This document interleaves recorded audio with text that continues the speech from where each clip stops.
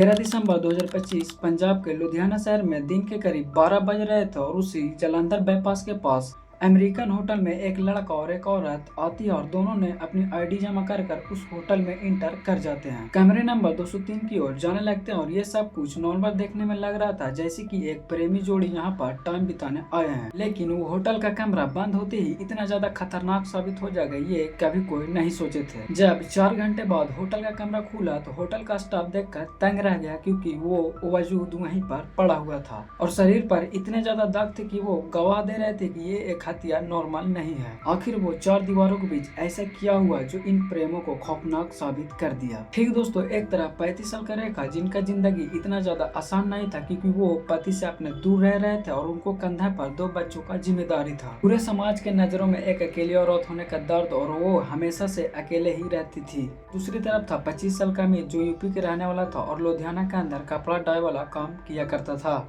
इन दोनों के बीच 10 साल का गहरा फासला था, लेकिन फिर भी इन दोनों ने एक दूसरे के बेहद ही करीब आ गए थे। रेखा को अमित में सहारा नजर आया और अमित को रेखा में अपनापन मिला, जो शायद प्रदेश में नहीं मिलता है। लेकिन दोस्तों, हर प्रेमी का अंत सुखद नहीं होता, लेकिन यहाँ तो फिर भी झूठ बोलकर शुरुआत हुई थी। अमित की जिंदगी में एक बदलाव आने वाला था, क्योंकि अमित के घर वाले ने शादी उनकी कहीं और फिक्स कर दी थी और अमित ने इस रेखा का रिश्ते से बाहर निकलना चाहता था और वो चाहता था कि हम एक नई जिंदगी की शुरुआत करते हैं। लेकिन दोस्तों, रेखा के लिए अमित एक प्यार नहीं था बल्कि एक उम्मीद भी बन चुका था, ऐसे दीवार की तरह। जब रेखा को अमित की शादी के बारे में भनक लगी तो उसे पैरों तले जमीन खिसक गया और उसे वहाँ पर महसूस हुई कि जिसे हम अपना मान चुके थे वो तो कहीं और सेटल हो गया और हमें धोखा दे दिया। और यहीं से शुरू हुआ वो खेल जिसने 2 जिंदगियां बर्बाद कर दिए। 13 दिसंबर 2025 की वो दोपहर इन दोनों ने फैसला किया कि आखिरी बार मिलेंगे हम। होटल के कमरे नंबर 203 में पुलिस की जांच बताती है कि शुरू में जब घुसी इन लोगों तो सब कुछ वहां पर नॉर्मल था, लेकिन दोस्तों उसके बाद जो कुछ भी है उसे सुनकर आप लोगों के भी रूंगटे खड़े हो जाएंगे। अचानक रेखा ने शादी वाला बात को छेड़ दी अमित को दबाव डाल के।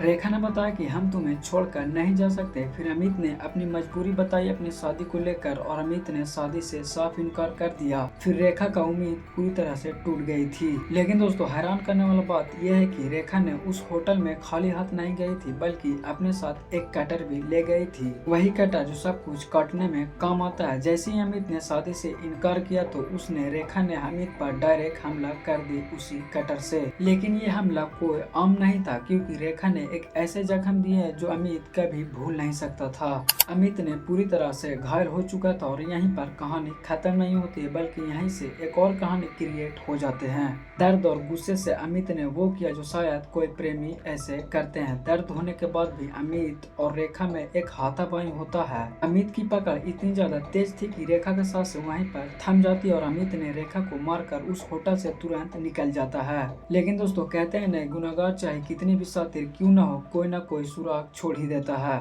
यहाँ पर सुराग ये था कि अमित का चोट और अभी तक 4 बज चुके थे, लेकिन होटल के बाहर अभी तक कोई आया नहीं था। तो होटल वाला स्टाफ ने दूसरे चाबी से दरवाजा को खोला तो अंदर का जो माहौल था वो देखकर तुरंत पुलिस को इन्फॉर्म कर देता है। सलीम टावरी की पुलिस स्टेशन के पुलिस पहुंची तो वो कमरे का हालत और पसरे हुए लाश को देखकर ये समझ गए थे कि ये एक बहुत बड़ा गंभीर हत्या हुई है। लेकिन पुलिस का ध्यान गया उस होटल में जमा आईडी कार्ड में, तो वो आईडी कार्ड था अमित का जमा और पुलिस का तो मुजरिम यहीं पर मिल चुका था, लेकिन उसको सिर्फ खोजना था।